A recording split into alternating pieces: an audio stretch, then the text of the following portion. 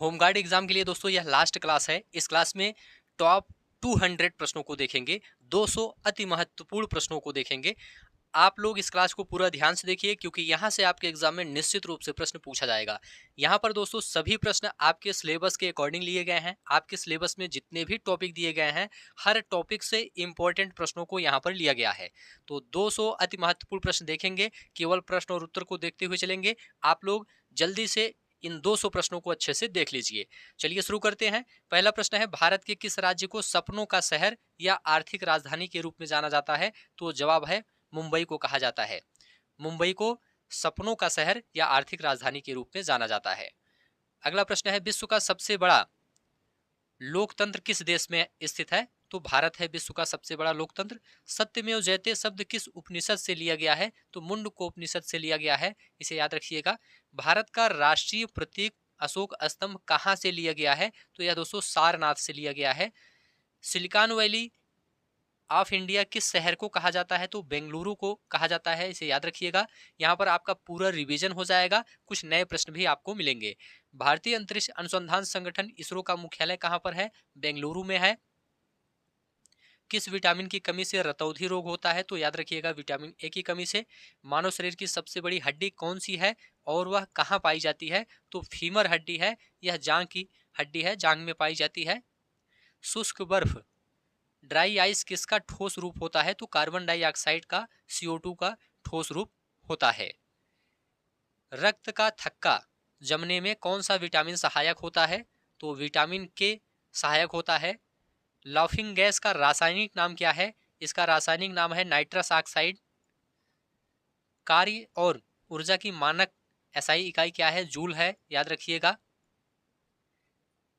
हड़प्पा सभ्यता की खोज किस वर्ष और किसने की थी? तो 1921 में दयाराम साहनी ने की थी, याद रखिएगा। अष्टप्रधान नाम की मंत्रि परिषद किसके शासनकाल में थी? तो छत्रपति शिवाजी महाराज के शासनकाल में थी। दिल्ली सल्तनत की पहली महिला शासिका कौन थी? तो रजिया सुल्तान थी।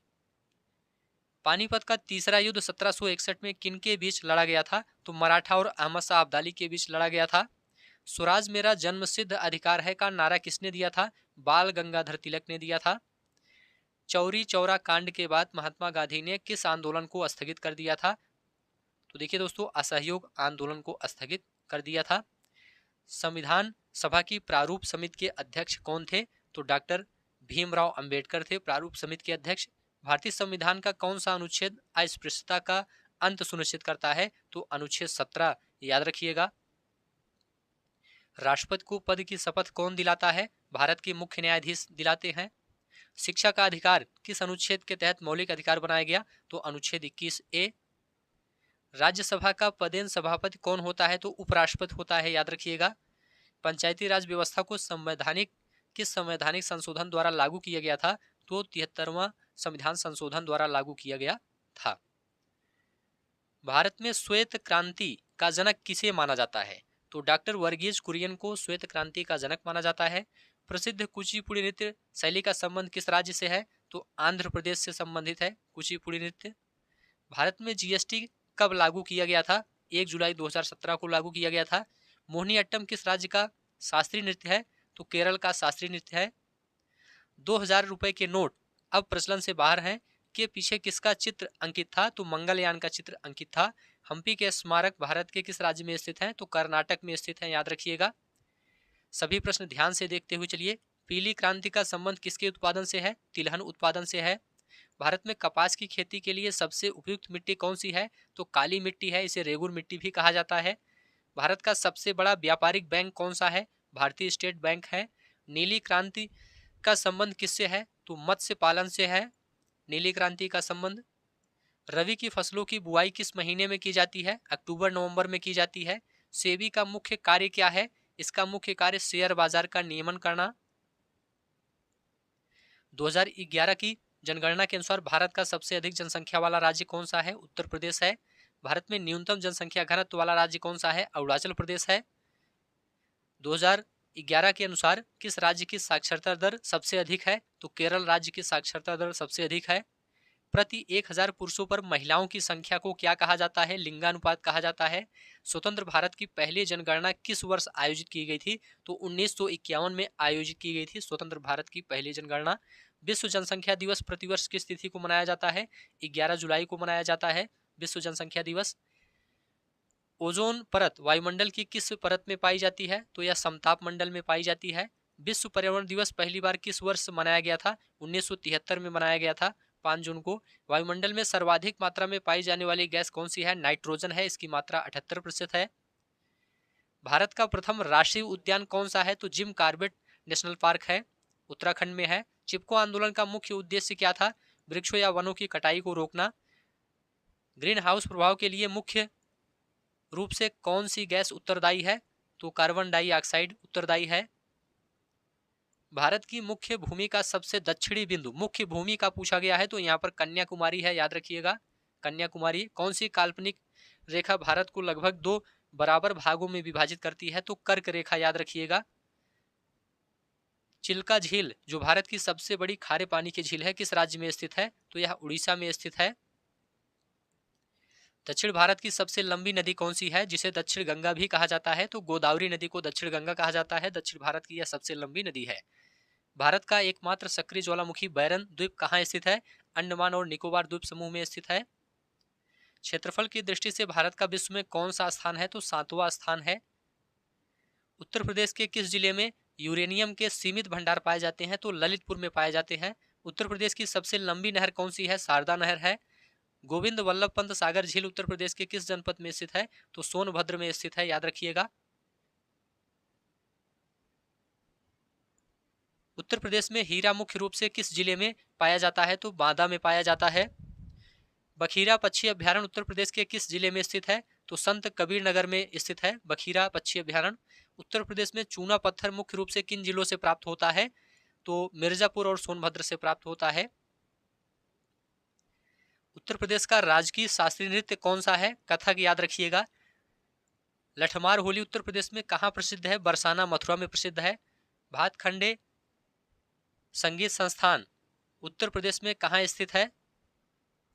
तो लखनऊ, याद रखिएगा। उत्तर प्रदेश का राजकीय पुष्प क्या है? पलाश है। कजरी लोकगीत उत्तर प्रदेश के किस क्षेत्र में मुख्य रूप से गाया जाता है? मिर्जापुर में। उत्तर प्रदेश में महाकुंभ का आयोजन कितने वर्षों के अंतराल पर प्रयागराज में होता है? तो याद रखिएगा 12 वर्ष के अंतराल पर। प्रसिद्ध नौचंदी मेला उत्तर प्रदेश के किस शहर में लगता है? तो मेरठ में लगता है। बटेश्वर मेला जो पशुओं के व्यापार के लिए प्रसिद्ध है, कहाँ आयोजित होता है? तो आगरा में आयोजित होता है। देवा शरीफ मेला उत्तर प्रदेश के किस जिले में आयोजित किया जाता है? तो बाराबंकी, याद रखिएगा। सभी प्रश्न आप लोग ध्यान से देखते हुए चलिए, 200 प्रश्न देखने को मिलेगा। सभी प्रश्न अच्छे से देखते हुए चलिए। शाकंभरी देवी मेला उत्तर प्रदेश के किस जनपद में लगता है? सहारनपुर, याद रखिएगा। शाकंभरी मेला, देवी मेला। सुलहकुल महोत्सव जो हिंदू मुस्लिम एकता का प्रतीक है, कहाँ मनाया जाता है? आगरा में मनाया जाता है। कलिंजर मेला उत्तर प्रदेश के किस जिले में लगता है? तो बांदा में लगता है। भारत का सर्वोच्च खेल सम्मान मेजर ध्यानचंद खेल रत्न पुरस्कार पहले किस नाम से जाना जाता था? तो राजीव गांधी खेल रत्न पुरस्कार के नाम से।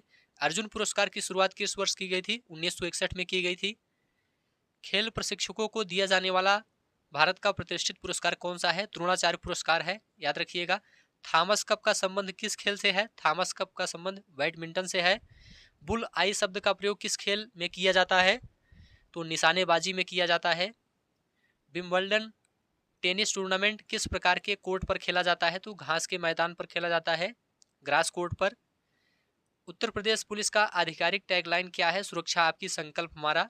उत्तर प्रदेश में राजस्व परिषद का मुख्यालय कहाँ स्थित है?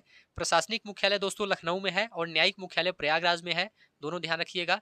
पुलिस महानिदेशक डीजीपी के पद का चिन्ह क्या होता है? क्रॉस तलवार और डंडा, साथ में अशोक स्तंभ होता है।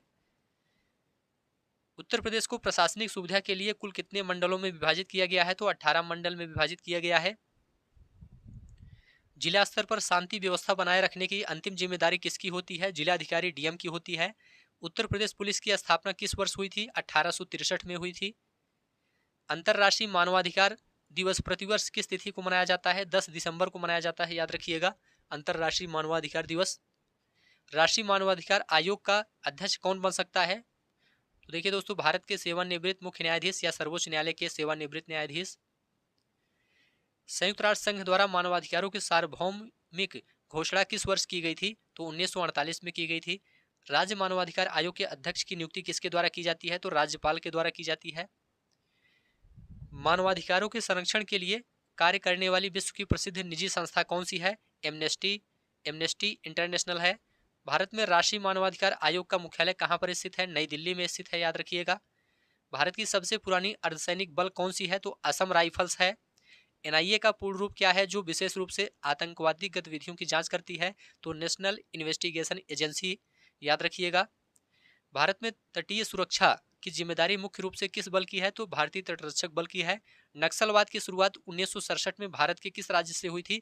तो पश्चिम बंगाल से हुई थी। पश्चिम बंगाल के नक्सलबाड़ी गांव से हुई थी। एनएसजी कमांडो को उनके पहनावे के कारण किस अन्य नाम से जाना जाता है? तो ब्लैक कैट के नाम से जाना जाता है। साइबर सुरक्षा के लिए भारत सरकार द्वारा संचालित प्रमुख केंद्र का क्या नाम है? केंद्र का क्या नाम है? तो CERT, याद रखिएगा, Indian computer emergency response team. Bharat और पाकिस्तान के बीच की सीमा रेखा को क्या कहा जाता है? रेड क्लिफ रेखा कहा जाता है। मैकमोहन रेखा भारत के किस पड़ोसी देश के साथ सीमा निर्धारित करती है? तो चीन के साथ। भारत और श्रीलंका को अलग करने वाले जलडमरू मध्य का नाम क्या है? तो पाक जलडमरू मध्य, याद रखिएगा। भारत ने मैत्री पाइपलाइन के माध्यम से किस पड़ोसी देश को डीजल की आपूर्ति शुरू की है? तो बांग्लादेश को, याद रखिएगा। सार्क का सचिवालय कहाँ स्थित है? काठमांडू, नेपाल में स्थित है।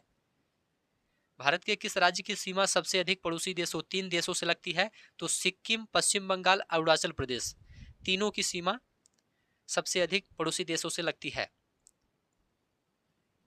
वर्ष 2026 के गणतंत्र दिवस समारोह में मुख्य अतिथि के रूप में कौन शामिल हुए थे? तो यूरोपीय परिषद के अध्यक्ष श्री एंटोनियो कोस्टा और यूरोपीय आयोग की अध्यक्ष उर्सुला वान डेर लेयन।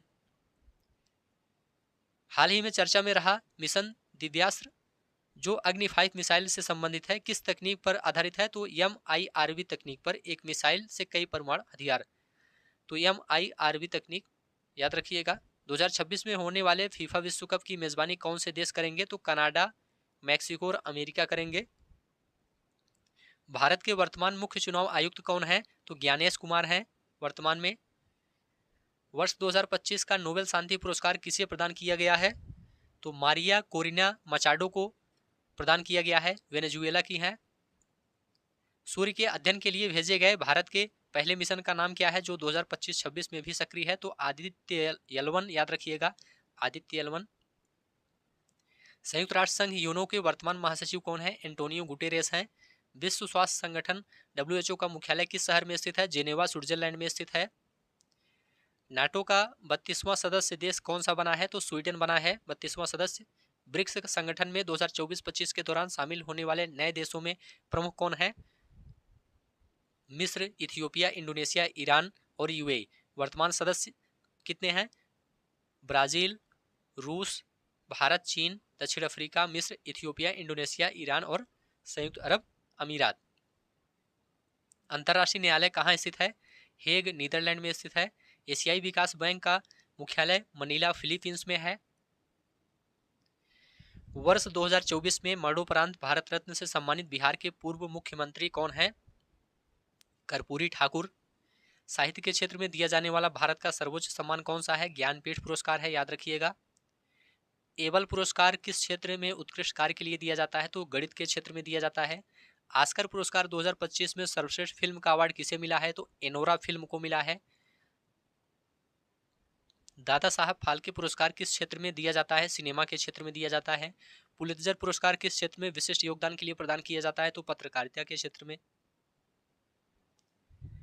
हाल ही में चर्चा में रहे देश यूक्रेन की राजधानी का नाम क्या है? कीव है। जापान की मुद्रा का नाम क्या है? येन है।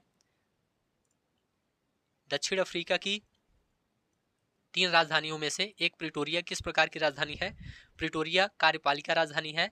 इजराइल की संसद को किस नाम से जाना जाता है? नेसेट के नाम से जाना जाता है। बांग्लादेश की मुद्रा टका है, वहां के वर्तमान प्रधानमंत्री कौन है? वर्तमान प्रधानमंत्री तारिक रहमान है, याद रखिएगा। ऑस्ट्रेलिया की राजधानी का नाम क्या है? कैनबरा है।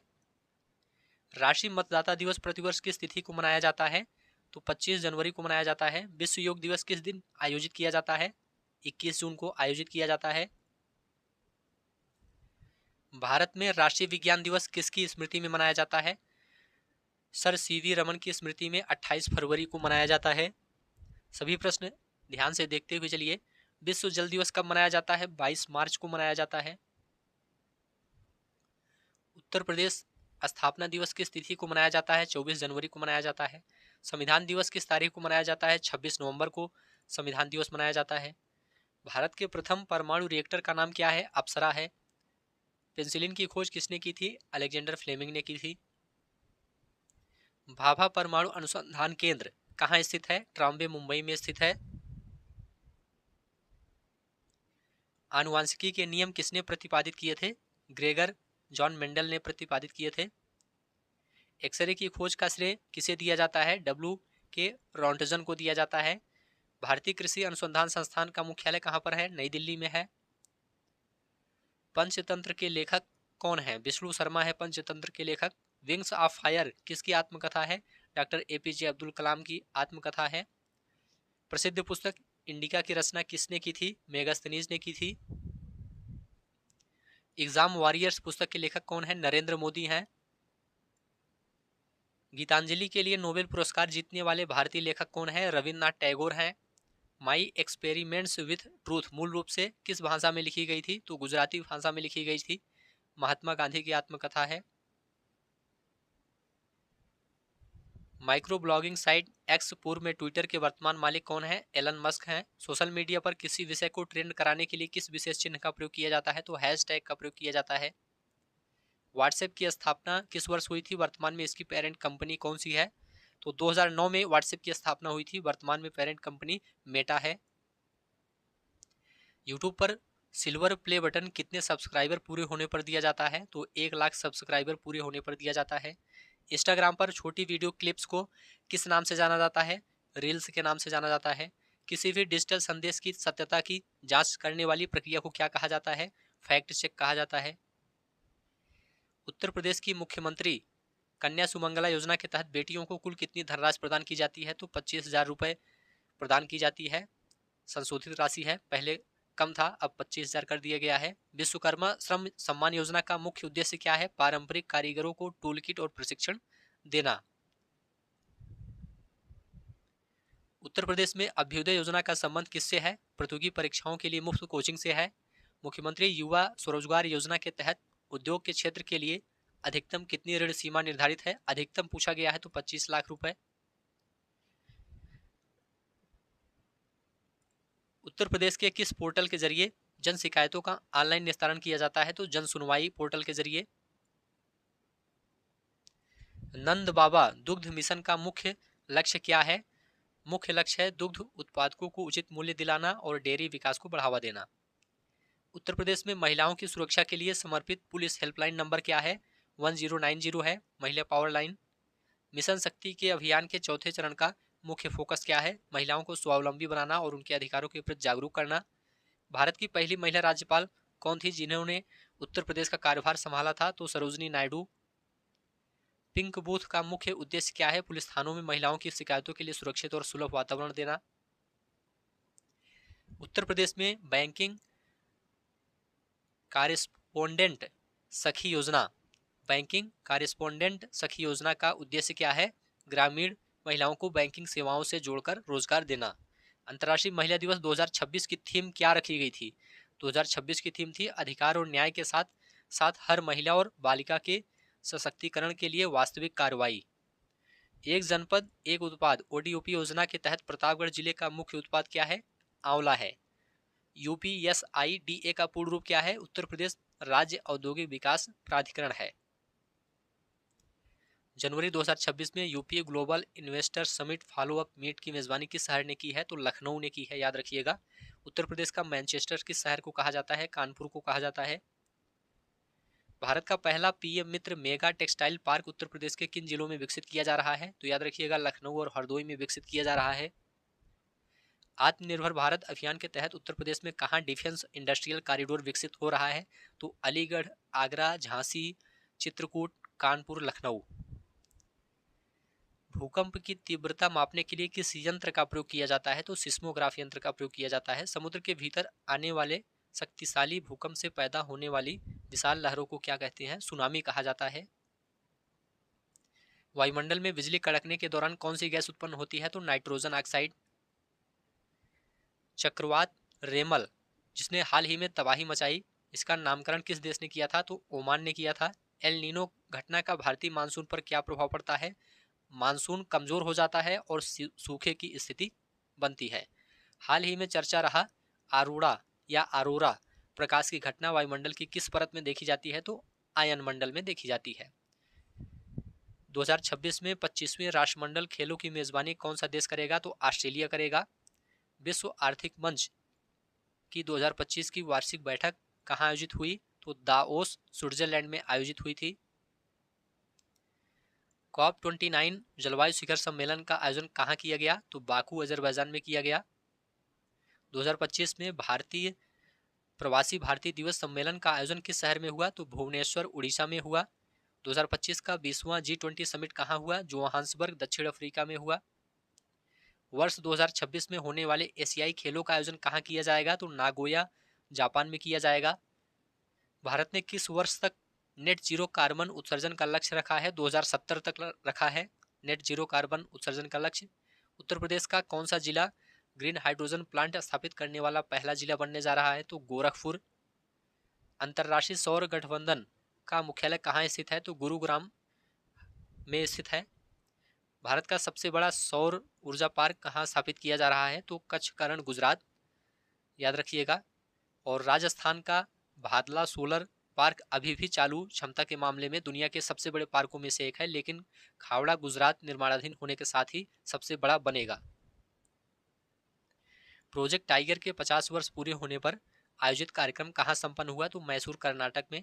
भारत का 54वां बाघ अभ्यारण्य धौलपुर करौली किस राज्य में अधिसूचित किया गया है? तो राजस्थान में किया गया है। भारत के वर्तमान लोकपाल कौन है? तो न्यायमूर्ति अजय माणिक राव खानविलकर हैं, याद रखिएगा। भारतीय रिजर्व बैंक के वर्तमान गवर्नर कौन है? संजय मल्होत्रा वर्तमान में आरबीआई के गवर्नर हैं। यूनेस्को की वर्तमान महानिदेशक कौन है? तो मिस्र के खालिद अल एनानी हैं यूनेस्को के वर्तमान महानिदेशक। भारत के वर्तमान थल सेना अध्यक्ष कौन है? जनरल उपेंद्र द्विवेदी हैं। इसरो के वर्तमान अध्यक्ष कौन है? डॉक्टर वी नारायणन हैं। विश्व बैंक के वर्तमान अध्यक्ष कौन है? अजय बंगा हैं।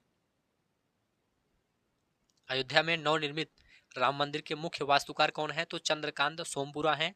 भारत का पहला एआई शहर कहाँ विकसित किया जा रहा है? तो लखनऊ में। स्टैचू ऑफ इक्वलिटी रामानुजाचार्य की प्रतिमा कहाँ स्थित है? तो हैदराबाद में स्थित है। उत्तर प्रदेश के किस रेलवे स्टेशन का नाम बदलकर वीरांगना लक्ष्मीबाई रेलवे स्टेशन किया गया है? तो झांसी, याद रखिएगा। दुनिया का सबसे लंबा रिवर क्रूज गंगा विलास किन दो शहरों के बीच चलता है? तो वाराणसी से डिब्रूगढ़ के बीच चलता है। भारत की पहली सेमी हाई स्पीड क्षेत्रीय ट्रेन नमो भारत किन शहरों को जोड़ती है? तो दिल्ली मेरठ को जोड़ती है। डिजिटल इंडिया अभियान के 10 वर्ष पूरे होने पर 2025 में मुख्य आयोजन कहाँ हुआ? तो नई दिल्ली में हुआ था। भारत में पहली बार फार्मूला 4 रेसिंग का आयोजन कहाँ किया गया? श्रीनगर, डल झील के किनारे किया गया, श्रीनगर में। तो ठीक है दोस्तों, आज की इस क्लास को यहीं पर समाप्त करते हैं। 200 प्रश्न यहाँ पर आपका कंप्लीट हो गया। यहाँ से आपके एग्जाम में निश्चित रूप से प्रश्न पूछा जाएगा। उम्मीद है यह क्लास आपको अच्छा लगा है। अच्छा लगा है तो चैनल को सब्सक्राइब कीजिए, दोस्तों शेयर कीजिए और कमेंट में लिखकर जरूर बताइए। धन्यवाद।